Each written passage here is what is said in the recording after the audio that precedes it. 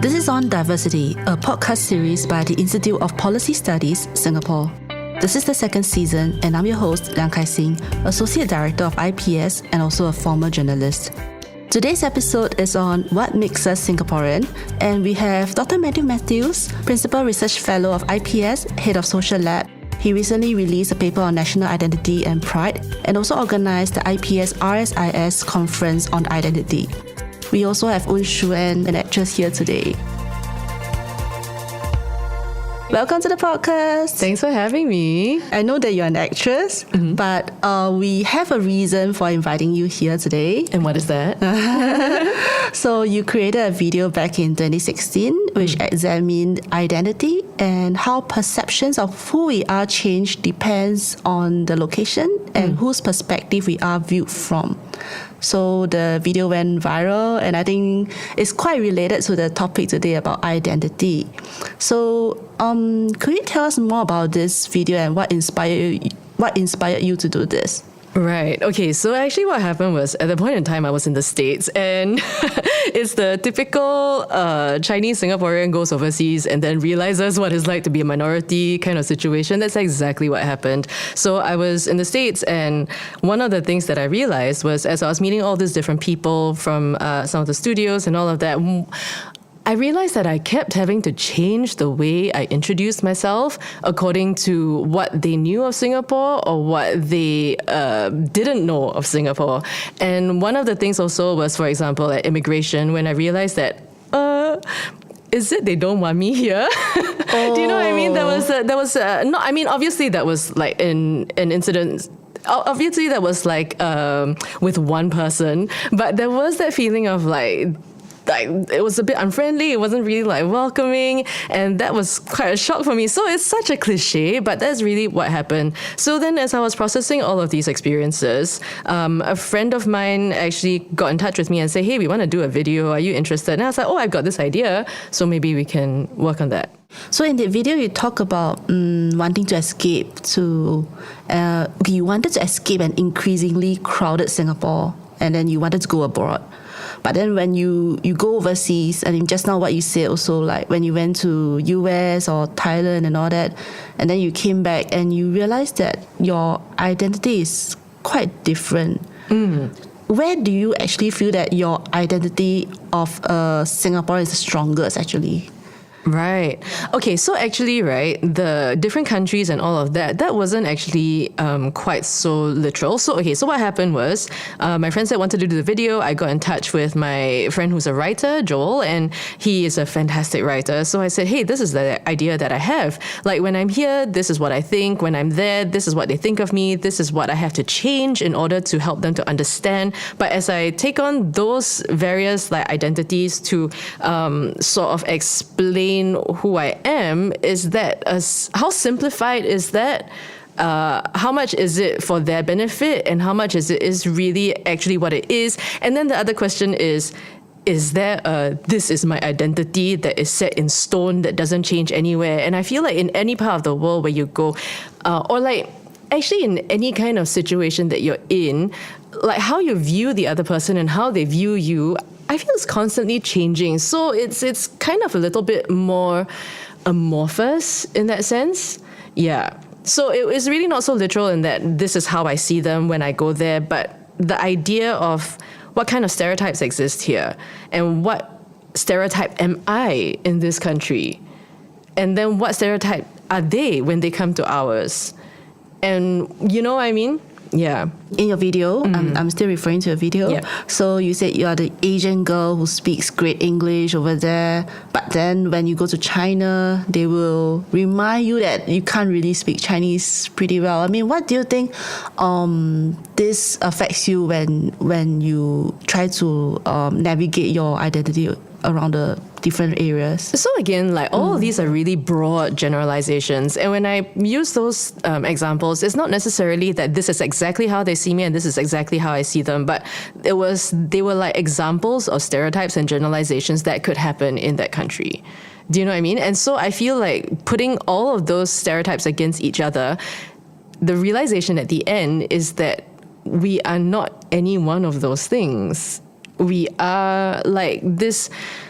I don't know, this idea of trying to solidify what exactly a nationality is, or what exactly a Singaporean identity is, or a Thai identity, or who you are, and like it moves and it changes, and they exist in relation to each other and not necessarily pure whole in and of itself, because I don't even know if that exists. Yeah, so the reason why I use the Asian stereotype thing, I mean, like, yeah, I'm the Asian girl who speaks great English, is because it's a stereotype. It's a stereotype of a stereotype, correct? Because not everybody in America thinks that, but of course there are. And I've also met like Asian Americans who have said that to me, and you would think that they wouldn't, because they are Asian, yo. No, but because that's the I guess you would call it like microaggression that they face as they were growing up. But then for me, as someone outside of America, as an Asian who goes there, I have had Asian Americans say, "Oh, you speak great English." You know what I mean? So then what is that? What does that say? What is it exactly? And I don't know. This is difficult, right? It's really complicated because, like I said, I was comfortable using those generalizations and stereotypes because it wasn't really just about those. It was the juxtaposition of each one and the fact that all of them together, all of them together, you kind of go like, actually, can we really say that these are true in like a whole sense of the word, you know? Yeah. Okay. I mean, it's also a bit like, if you watch NDP, right, then there will be like, there's this notion of what a typical Singaporean would be like, right? Right. But what is a typical Singaporean? I mean, do they all have to look a certain way or speak a certain way, or like from a certain background? If you don't belong to, the typical background, then what makes you, are you still a Singaporean? Right. I guess part of the thing that I also wonder nowadays is also, why is that important? Mm-hmm. Why is that question important? You know what I mean? Like, why is it so important? To me, I think a lot of it is about security, right? National security, right? Because if the people who live in your country, your state, your nation state, if they don't belong there, they don't believe in the place, they will not fight for it. Okay, so I have a question, because a lot of Singaporeans go overseas, and they make lives overseas, correct? Some of them also change their citizenship. Are they still Singaporean? No. Are they American? Okay. Are they New Zealanders? Are they, whatever country they go to, are they also forced to prove their love for that country? And is that something that we would be okay with? Like, so if we're saying, as Singaporeans who are here, right, you're saying, okay, if you come here, you must prove that you love the country, you must prove that you do this, you must prove that you know how to order coffee at a coffee shop. Okay? You must memorize the siu dai. You must know what siu dai is. Yes, correct. You must know all those things. You must understand that. You know what I mean? You must know all those things. Yeah. So if we say those are the markers by which we say you are Singaporean or not, when you go overseas and when you make a life there, when somebody questions your loyalty to that country, will you treat it with the same what I want to say respect, or would you treat it with the same intensity as you do with someone coming here trying to make a life? But the thing is that actually a lot of countries do that, right? I mean, like, I think if you want to migrate to Canada, you have to learn French and you need to reach a certain level. And I think if you go to Australia or something, you need to pass some tests or something. So I don't know about this, but I would like to go to Mathew first. So because Mathew, you just co-organized the IPS RSIS conference on identity and all that.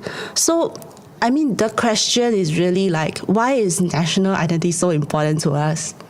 To start off with, countries can define themselves, or people can define themselves. Oh, I don't know what I'm saying. Okay, let me Actually, you know what? Then you know what? Can I just reply to that? Yeah, first? sure. Yeah. Yes, okay, of course, like when somebody goes to a country, you want to know that they are working for the good of the country, or they're contributing to it in some way. Right. But then my point was more that when Singaporeans go overseas, how do they feel about being treated in that same way? How do they feel about that? And then also, do they need to say, I renounce all my Singaporeanness and I take on whatever country's identity that I've gone to? And then what? As human beings, you can't just cut off a part of your ancestry. Do you know what I mean? You can't just like denounce it and be like, it's not part of me anymore, right? So I think that's a tough question. That's a tough position to put people in. Okay. Yeah. I will go back to your point on immigration, but I will ask Matthew first about, why is national identity so important? Yeah. Maybe the question is really why national identity is very important in Singapore for Singaporeans. I think to start off with, the question is, national identity is all about allegiance, being part of something, feeling a shared sense of belonging, feeling that this space is yours, feeling that your contribution here matters, that there is a long-term future, not just for yourself, but for your children. So all that is somewhat embedded in the broader idea of national identity.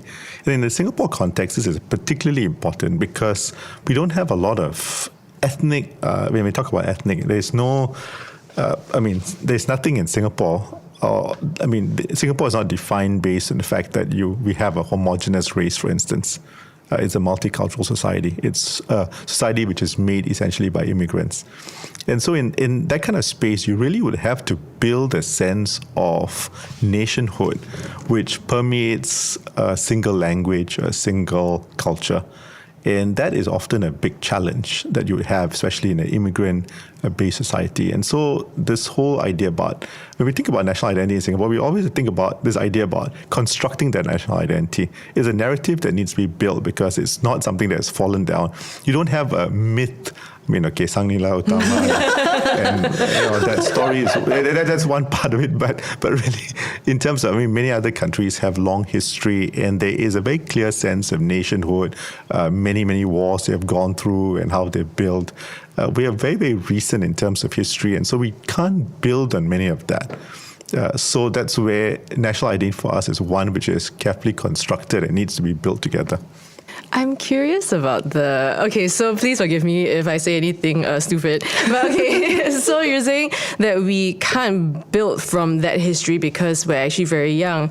But again, like Singapore didn't appear out of nowhere, right? The idea of Singapore, it was constructed from that time. But I guess I also wonder, again, because we can't just erase our entire ancestry, how do we incorporate that into the national story and not just restart it? Because you know what, for the longest time, this whole from a fishing village to the first world country, that was really what I believed, Yeah. But then now I'm looking at it, it's like, that's not the case. There were so many other things that have been left out of the story. Even the way that we view Raffles and how that came to be, that is quite a contentious issue that I'm not sure has been discussed enough. And then how do we build our identity around something that, as we can see, can shift and the narrative is changed or controlled according to the stories that we want to tell? Yeah, jumping onto that. Yeah. So one, of course, I completely agree. Singapore's history goes back, it's 14th century, and every day you get the archaeologists that can give you a longer predating of it, and there's some great civilization here. But, dinosaurs there. but very, very little traction to Singaporeans, right? It's an empire which is probably long gone. There's no continuation. There was a lot of breaks, so you can't really build on a narrative which was broken in some part, and it was repaired. I don't even think it was completely changed from its original form. So you don't have that. So really, so the other project that I think Singapore has embarked on, at least at some period of time, was to try to look back at our Asian heritage. So all of us come from civilizations, or at least the core ethnic groups in Singapore, whether it's the Chinese, the Malays, the Indians, come from civilizations which have a long history. So you can tap onto that aspect of our sense of who we are.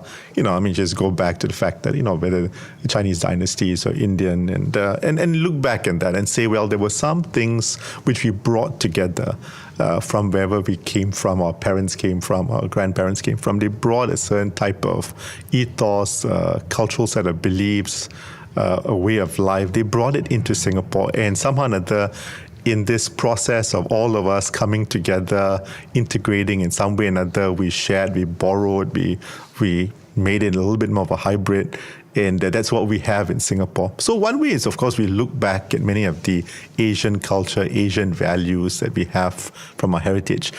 But I think in Singapore, I think it's a mix, but the bigger thing which has tried to unite us is really a sense of there are some important values which Singaporeans embrace. So it goes beyond the ethnic aspect of it. It's very much a civic construction of identity. So it's about, hey, you came to this place, what brought our forefathers, the migrants who came from China, India, Malaysia, other parts of the world, what were important things for them? So, we've constantly rehearsed that, and I think that's something that Singaporeans do believe in. One big value is our ability to absorb and accept the diversity which is around, and try to negotiate that, because essentially we did believe in trade, we did believe in economic success. So if you want to see economic success, then you need to go through some negotiation, have to work with people who are quite different from yourself, and then try to find the kind of stability in this space. But I think what Shu An was trying to talk about is also about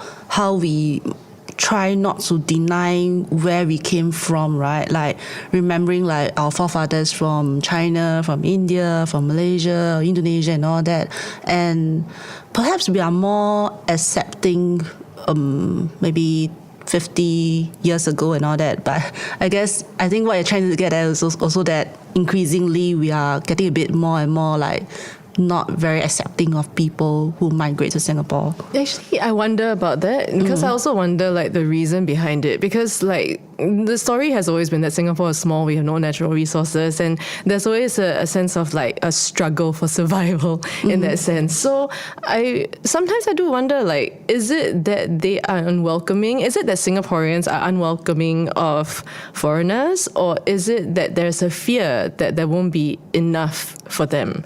And I understand that kind of has an overlap, but I guess like the way it manifests, you know what I mean? Is it really that we don't want new people here? Is it that we don't know how to adapt to new people? Because it's true, like Singaporeans are very good at adapting. Singaporeans are and also I think Singaporeans are very loving and very kind and very open and very welcoming and very hospitable. So like, you know what I mean? Sometimes I feel like those two things kind of get like thrown together, and it makes it seem as though we're very like anti-foreigner. But I don't know. Mathew is an expert on the xenophobia. Yeah. You can explain. Yeah, please. At the core, I don't believe that Singaporeans are against foreigners. I mean, in fact, all the polls seem to show that we have a healthy regard. We're fine with foreign talent, or I come back. That's also not a very good keyword. We do understand the need for migrants in Singapore, right? So at least from a cognitive perspective, we do understand that.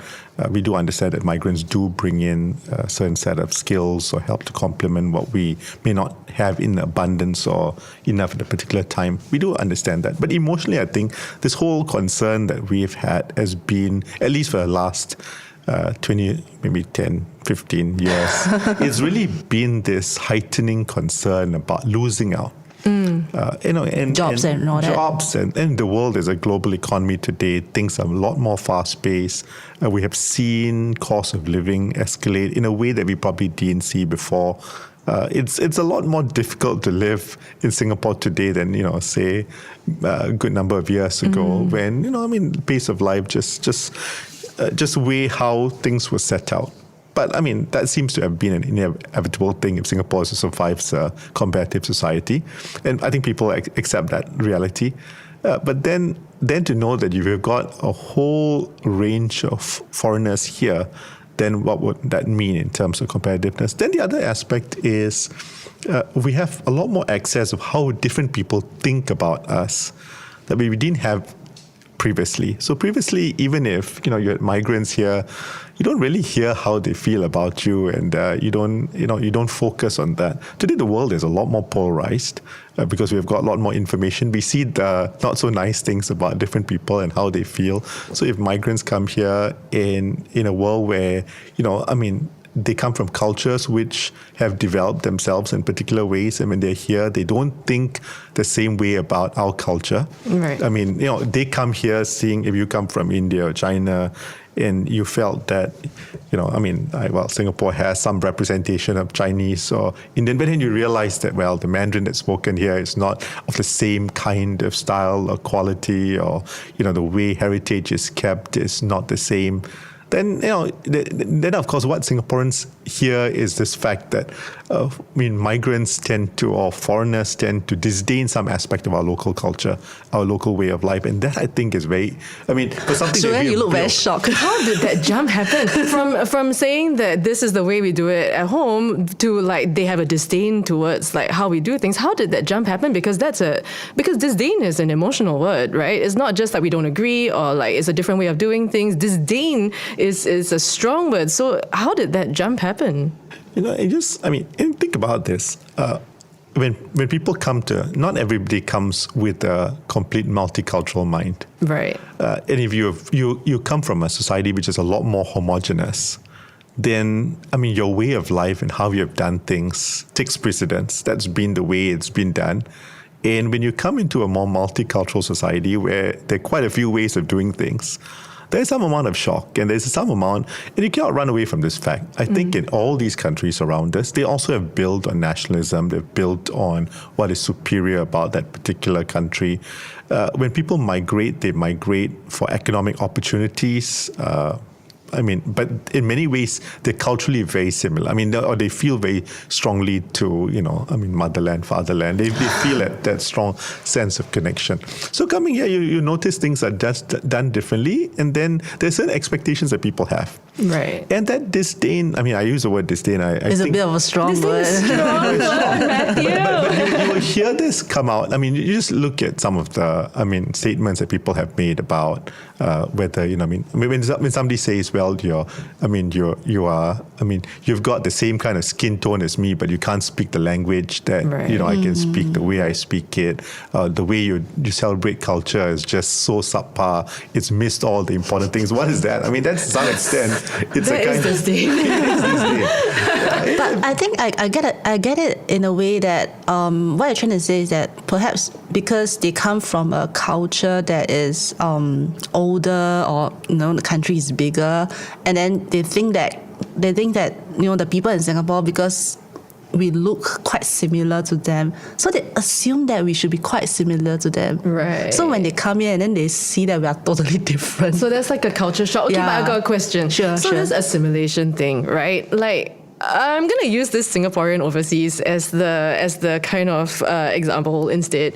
So when Singaporeans go overseas, when they take on the accents of the country that they move to, when they take on the habits, when they again change the things that they believe in and all of that, how do we as Singaporeans feel about that, right? And so then when we talk about one of our strengths is being a multicultural society, and then when other people come in, how much of their culture do we expect them to give up?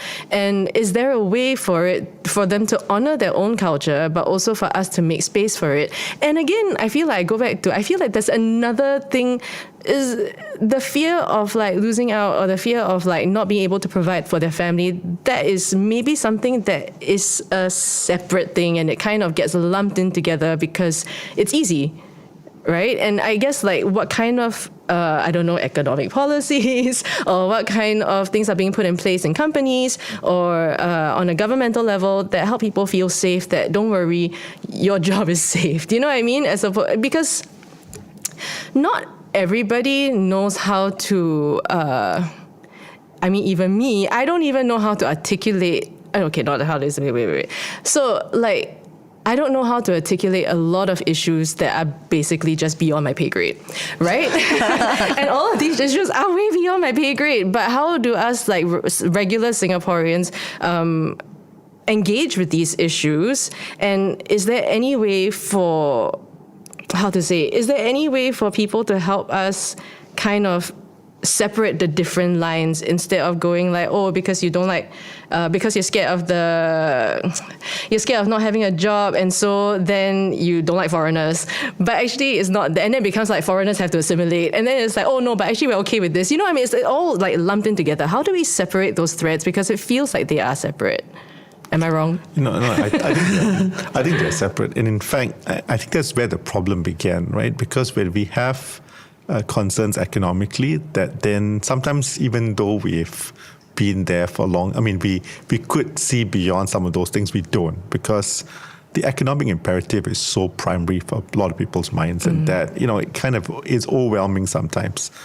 We care about livelihood, we care about sustainability. And I must mention, I mean, Singaporeans are a lot more worried in general, partly because we've always heard the fact that we are vulnerable as a society, and the more you hear it, the more you get very concerned.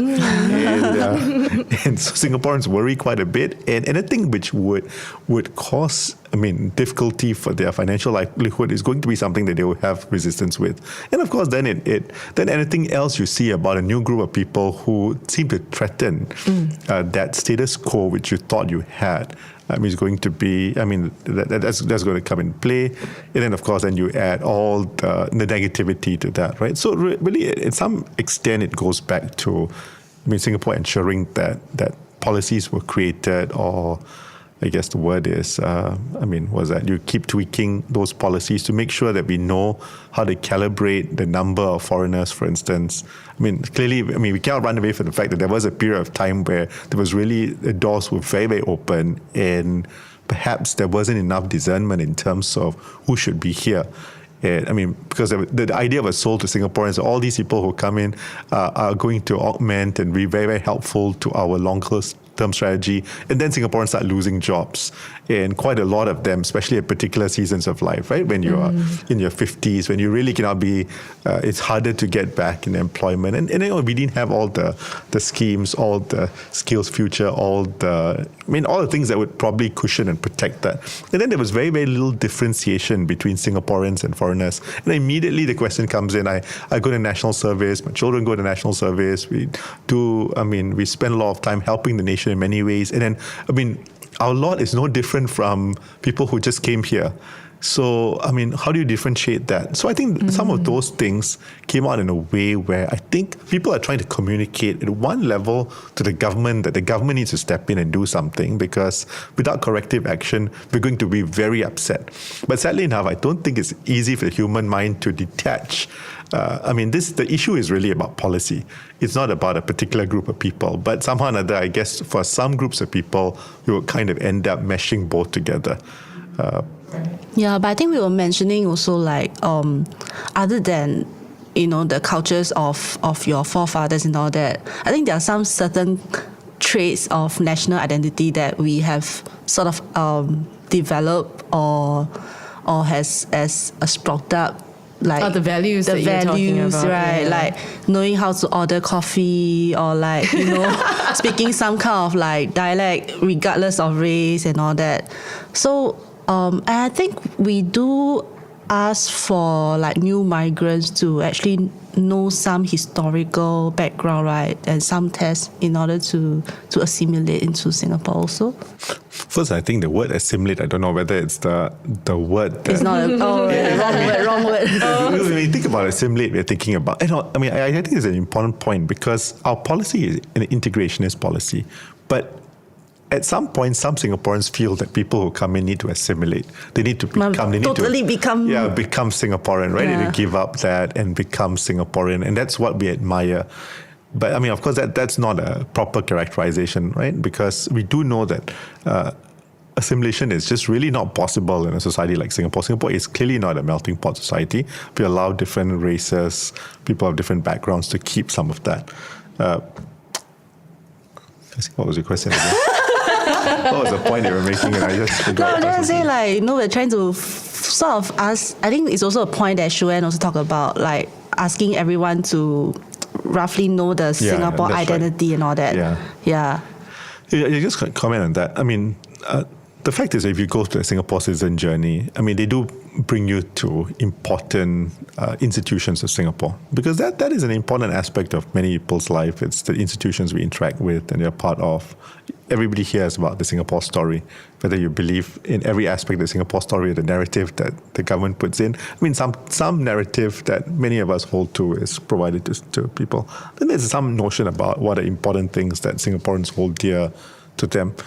But I think that list of what Singaporeans hold dear changes quite a bit. So some people will say, it's so important that people appreciate durians, but that maybe half I hate durians. half Oh my Singaporeans do God. not like it. I love durian. How about you? Yeah. Do you like durian? I'm ambivalent. I don't mind it, and We're very even group here. I'm fine with it or without it.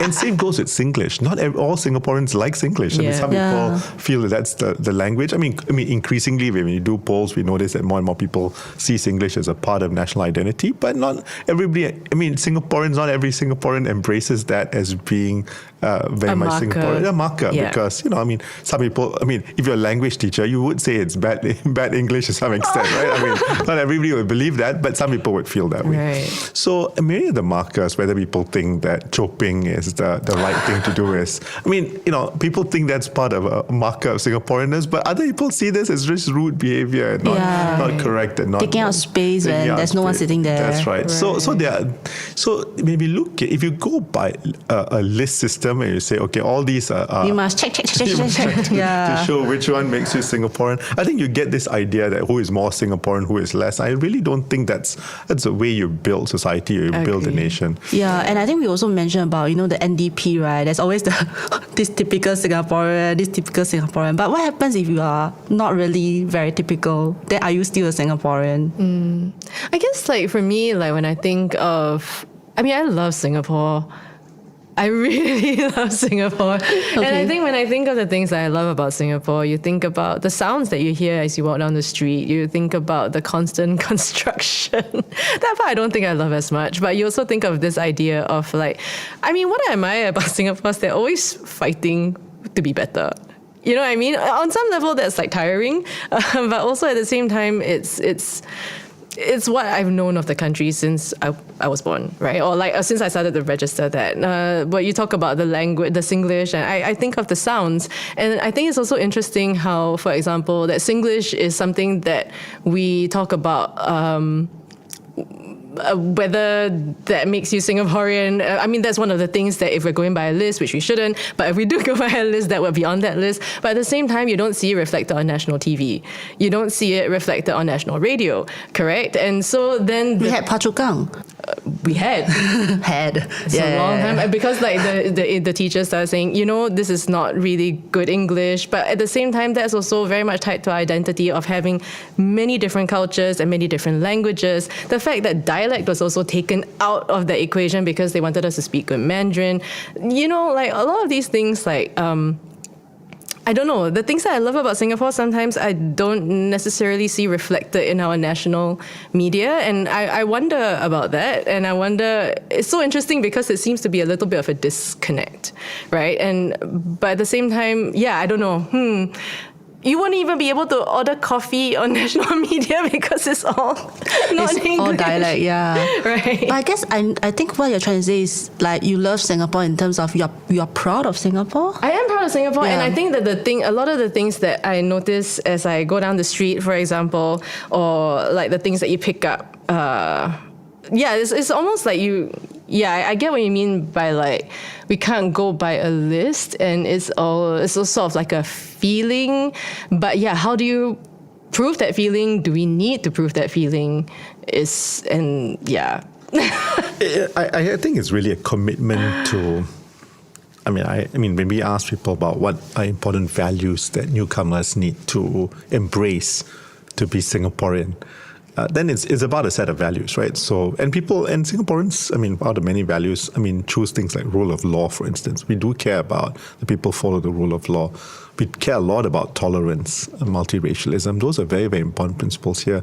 In fact, I think what we do notice is that many Singaporeans choose what we call collectivist type of values. The idea, the values that kind of keep societies together, whether it's tolerance, negotiation, all those things are very important versus more individualistic values. Now, this is not an attempt to characterize polarized east and west in very, very different ways. But the reality is people do have a sense that Singapore is at this core very Asian. So we do care about keeping family together, building cohesiveness instead of trying to shine as an individual, shine as a community. So many of those things are important. So I think people do pick up that if you are building your roots into Singapore, then those are things that you care about. You care about community beyond just your interests, for instance. You care about not just about what can I get, but what can I give, right? How can I contribute to society? I think some of the values which are important to Singapore and a commitment to those values, in my opinion, should take greater importance compared to the part of the list, because many of those things will change, and you may enjoy dialect. I don't speak dialects at all, so to me it's like, why do I need to speak dialects to order coffee? So it'll be a little different. Of course I do know that. Many different people would speak different languages, be able to use it, but would there be a way in Singapore that we can transcend some of that and still be Singaporean? And I think it is a willingness to share certain kind of values and hold that, and have a loyalty to the space.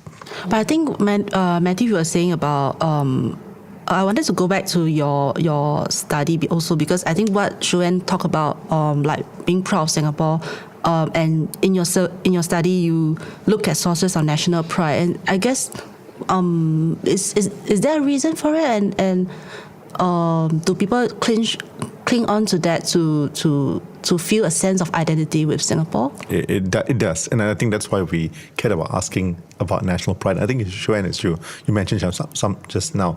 There's some things that you like about Singapore, and one of it was that constant sound of development that's going on. I love it. I remember it. It's very top of mind when I think of it. But that's not the thing I love about it. but see, it depicts to us some things that we are proud of, right? We do care. Singaporeans do care. Especially when you're overseas, when somebody says that, wow, your country is very, very clean, and that's one thing they remember when they travel to Singapore. You feel a sense of pride in it because you shared in that. Singapore is clean not just because the government has policies to fine people who litter, but also because Singaporeans do buy into it, and very often don't litter. I think it goes beyond just the fines, but also because they've bought into that. This is very much part of an identity. We're trying to be a clean society. So many of the other things that we are proud about. So whether it's cleanliness, whether it's about our institutions, which are very competitive, to do very well internationally, things that people look at. And we're proud of those things, and those things give us a sense of who we are as a nation. We are a nation, we're doing well, despite the fact that we're small, we punch above our weight, we're doing well there. So you want to be a part, you feel proud about a society which is doing well. That gives you a sense of who you are. Right. Nobody wants to be part of a losing team, right? We want to be part Okay. So actually, you know what? Let me jump on that, because so the other side of like the construction and the fact that we're always building, the part that does make me a little bit sad is how much we're losing, like how much of our history that we're losing, and how much of it like we don't even have time to say goodbye. Do you know what I mean? And that is something that I do feel sad about. And I think that to truly love something in its entirety, even a person, you have to love the good and the bad, and not just their success stories, but also their failures, and also the way that they deal with those failures, and where it goes from there, right? And I do think that now that is something that I feel that maybe as a country, oh my goodness, it's a very scary thing to say. What? Go on. Maybe as a country, we're not that good at that. We're not very good at dealing with our failures and kind of like being open about how. Yes, thank you. Whether we have done well. Yeah, and I think that kind of transparency or that honesty does help in bringing us closer together. Even think of your personal relationships. A lot of the time, the deepest bonds that you form are through adversity, right? And the way that the other person handles that adversity tells you how much you can trust them, and also tells you how much you have each other's backs, right? And how much they'll go for it. So I feel like this is something that sometimes it feels like we're a little bit scared to talk about it. You talk about okay, we talk about like people from other countries coming in, but we also have the thing where there are a lot of Singaporeans who also don't feel like they belong because they've been made to feel like they don't belong. Do you know what I mean? And this is not a victim thing. I must say very clearly, it's not that they're playing the victim, but truly they are not protected by the system. So then what are we doing for those people, you know? And are we able to have that conversation? And how much do we really love the country if we can't have that conversation? Yeah. In fact, I think, we just look at our last survey. The things that were sources of, I won't use the word embarrassment because we didn't use that word exactly. That's a strong word. Yeah. It's an emotional word with like judgment. But it was low levels of pride in it. One of it was treatment. In fact, one of the lowest ones was treatment of migrant workers. Right. And I think we, as a society, we don't feel too good about that. No. So when we kind of look at the looking glass, the mirror, we do realize that there are flaws in our society. And I do believe that more and more Singaporeans want Singapore to also be known as an inclusive space. And a space where you can include different groups of people and those who are marginalized. And Singapore provides them the best possible outcomes despite their state, within reasonable boundaries, right? There's some things that you may not be able to give everything to migrant workers based on our space and some other considerations. But you certainly what is everything? People would like migrant workers to have citizenship. It may not be possible. I think I think people have to think about all the dynamics in terms of how much your particular space can accommodate and all that, and whether that's possible. So maybe there's some things you will not be able to give, but you certainly can give better living conditions. You certainly can ensure that they have proper rights in terms of healthcare and ensure that they won't be victims of whatever kind of things that employers may from time to time want to do. So you want to ensure some of those things. So as a society, I think we are growing towards wanting some of these things to be added into what makes us proud as a country. We're an inclusive country. But then another part, and Shu An, you mentioned this aspect of when we think back at our history and what we want to assert. So I think in the construction of what makes us a nation, we don't spend a lot of time speaking about all the things where we have not done a good job at. Right. And I think people want to build an identity based on markers of pride rather than things that they have not done too well on, and rather sweep those under the carpet. Even when we talk about areas where we had adversity, like SARS, for instance. So SARS became part of that story for a while. And it's always because we overcame SARS. Right. And we worked together as a people. So if there are things that we have not done too well, I think I don't know. Longer term, I hope that everything that we have not done well in, example, the treatment of migrant workers, would be incorporated in the story. But, it's still quite tough, right? Yeah, but we don't know how to handle it. But it's like revisionist, you know what I mean? Because I also feel like this kind of thing, I hear what you're saying about we don't want to talk about things we're not proud of, but do you think also that's in the framing? Because we are going to fail, right? All of us are going to fail at some point. There are things that we're not going to do well in, all of that. But how we frame those things makes a huge difference in how we learn from them in the future. So if every story we come out as the hero, then in the next time when people look back and they're like, oh, how do we learn from this? Oh, we don't know, because they just overcame. Do you know what I mean? But what did they overcome? What were the mistakes? And sometimes the mistakes are bigger than the successes. And do we have the courage to kind of go, I'm okay with that, and believe that we're still going to believe in this country that we love? I think that's a very, very difficult question, but I think we must continue this conversation in another podcast. I think it's a very, very rich discussion today, and unfortunately we couldn't finish everything we wanted to discuss about, and it's also because national identity is such a huge topic. It's so hard to tackle. I'd just like to thank my guests, Mathew and Shu An, for their time today. This is a very, very interesting conversation. Thank you all for listening in. See you on the next episode of On Diversity. On Diversity is a podcast inspired by the Institute of Policy Studies Managing Diversity's research program. Please follow or subscribe to the On Diversity podcast to get notified when we have a new episode. You can visit our website ipscommons.sg for more info.